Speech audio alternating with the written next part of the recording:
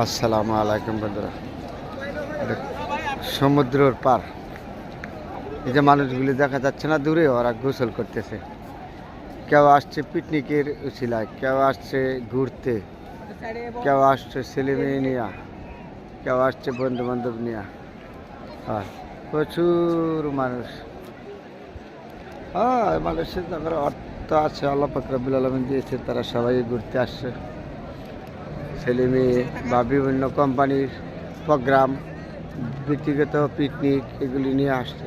সমুদ্রটা মানে সমুদ্র, এটা বইলা শেষ করা যাবে না। রাবাদান সুন্দরের কথা, সারা বিশ্বেতে তো আসে। বিদেশিরা তো এই দেশে 3-4 মাসের জন্য কক্সবাজার এসে বসে থাকে। তাহলে আমরা বাংলাদেশের থেকে অনেক সময় আমরা আসতে পারি না এই কক্সবাজার, যেহেতু কারো আর্থিক সমস্যা থাকে, পারিবারিক সমস্যা থাকে, কর্মস্থানের সমস্যা থাকে, আসতে পারে না।